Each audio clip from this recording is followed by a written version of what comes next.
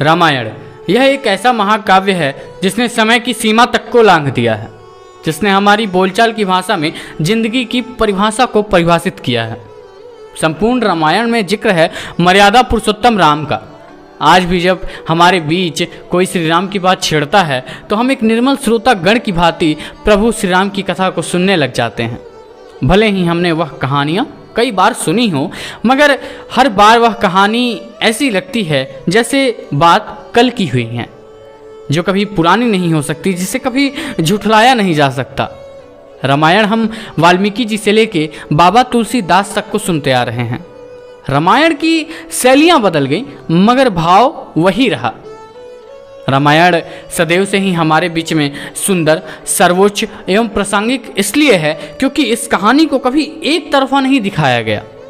जैसे सिनेमाओं में होता है कि हम नायक को सही दिखाते हैं और हम अपने सामने खड़े प्रतिद्वंदी को गलत ठहराते हैं, मगर रामायण में ऐसा नहीं है। इस महाकाव्य में दोनों तरफ एक ही समानता पाई गई है।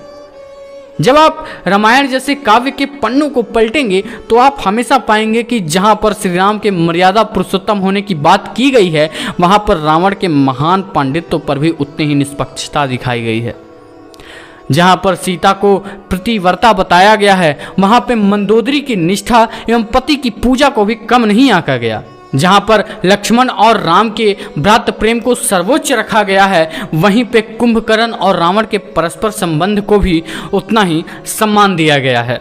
ऐसे कई सारे उदाहरण हैं इस महाकाव्य में, जहाँ पे भरत जैसे भाई को आंखों के सराखों पर रखा जाता है, जहाँ पर पिता का वियोग एक पुत्र के प्रति क्या होता है ये भी दर्शाया जाता है। यह वही महाकाव्य है जिसको हम और आप रामायण कहते हैं। यह एक ऐसी सभ्यता है जो हमसे कभी अलग नहीं हो सकती। मगर इन सब के बीच में ही रामायण का एक ऐसा पात्र जिसे मात्र एक योद्धा कहकर अलग कर दिया गया था। उस योद्धा के पितु प्रेम को, भ्रातृ प्रेम को, मातृ प्रेम को और प्रेयसी प्रेम को कभी दिखाया ही नहीं गया। वह एक ऐसा वीर योद्धा था जो बचपन में रुदन करता था तो मानो मेघ गर्जना कर रहा हो, इसलिए उसका नाम मेघनाद पड़ा था। अरे जब वह इंद्र से लड़ने गया था तो इंद्र को हराकर स्वर्ग जीत लिया और फिर उसका नाम इंद्रजीत पड़ा था। उस समय का ऐसा योद्धा जिसने सृष्टि के तीनों महान शक्तियों को जीत रखा था। ब्रह्मा का ब्रह्मास्त्र, शिव का पाशुपात्र और भगवान विष्णु का स्वयं सुदर्शन चक्र उस महान योद्धा के पराक्रम से अर्जित हुए थे। उसने भगवान को प्रसन्न करके लिया था। मेरे नज़रों में मेघनाथ के नायक होने का यह भी एक कारण है कि उसने सुलोचना से जल की तरह निर्मल प्रेम किया था।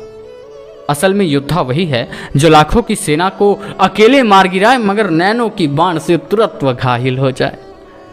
दिनकर जी की लिखी एक लेखनी मुझे याद आती है, पर न जाने बात क्या है, इंद्र का आयुध पुरुष जो झेल सकता है, सिंह से बाहें मिलाकर खेल सकता है, फूल के आगे वही असहाय हो जाता, शक्ति के रहते हुए निरुपाय हो जाता, विद्ध हो जाता सहज बंकिम नयन के बाण से, जीत लेती रूप सिनारी उसे मुस्कान से।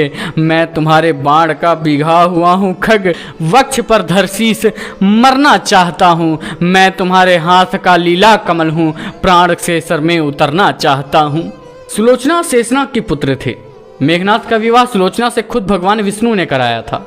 मेघनाथ महाबली रावण का पुत्र था जिसके कदमों में पूरी सृष्टि का सुख था, मगर वह जब तक जिया उसने सुलोचना के सिवा किसी भी अन्य नारी को आंख उठाकर भी नहीं देखा। राक्षस कुल में जन्म लेने के बाद भी उसने देवताओं जैसी प्रेम के प्रति प्रतिबद्धता दिखाई, निष्ठा एवं अपनी ईमानदारी दिखाई थी। यह था मेघनाथ। मेरी नज़र में सच्चा राम भक्त वही है जो राम के सद्गुणों को जहाँ भी पाए उनसे प्रेम करने लगे। राम के सद्गुण की परछाई भी दिखे तो वह अपना सर झुका दे, फिर चाहे वो राक्षस कुल में जन्म ही क्यों न लिया हो। राम इसलिए बड़े हैं क्योंकि उनकी प्रेम की भाषा अटूट रही है। प्रेम के प्रति उनका निष्ठावान होना ही उन्हें राम बनाता है, उन्हें बड़ा बनाता है। और ऐसा ही कुछ चरित्र मेघनाथ के भीतर भी था।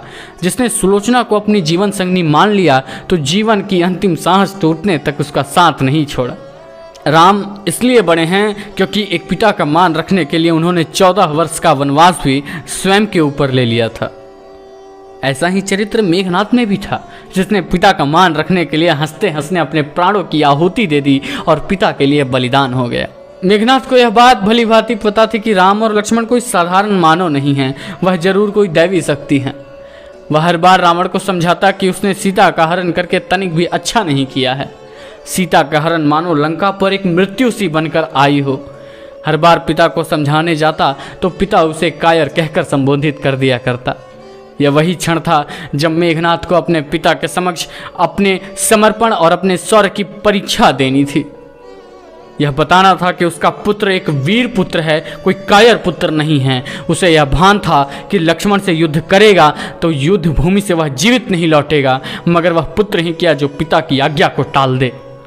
आपको वह प्रसंग तो अच्छे से याद होगा जब मेघनाथ अंतिम युद्ध करने जा रहा होता है लक्ष्मण से। उसने सुलोचना से मिलने की इच्छा जताई। जब अंतिम बार वह अपनी प्रेयसी को अपने समक्ष पाता है तो उसके मुख से क्या भाव प्रकट होते हैं, उसे हूबहू लिखा है रविंद्र जैन की लेखनी ने, जो अविस्मरणीय बनकर रह गई। और मेघनाथ अपनी पत्नी सुलोचना को प्रेयसी कहकर पुकारता है। प्रेयसी, यही एक ऐसा शब्द जो राम और सीता के निर्मल प्रेम के सामने मेघनाथ और सुलोचना के प्रेम को बराबर लाकर खड़ा कर देता है। वह अपनी प्रेमिका पत्नी से कहता है, प्रेयसी दो अंतिम बार विदा, यह सेवक ऋणी तुम्हारा है। तुम भी जानो मैं भी जानूं, यह अंतिम मिलन हमारा है। मैं मात्र चरण से दूर चला, इसका दारुण संताप मुझे, पर यदि कर्तव्य विमुख होऊंगा, जीने से लगेगा पाप मुझे। अब हार जीत का प्रश्न नहीं, जो भी होगा अच्छा होगा, मरकर ही सही पितु के आगे बेटे का प्यार सच्चा होगा।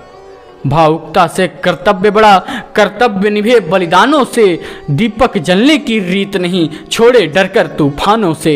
यह निश्चय कर बढ़ चला वीर, कोई उसको रोक नहीं पाया, चुपचाप देखता रहा पिता, माता का अंतर भर आया, माता का अंतर भर आया। मेघनाथ ने उस दिन अंतिम बार अपने पिता के चरण को छुए, माता को गले लगाया और सुलोचना अपनी पत्नी को प्रेयसी कहकर बुलाया।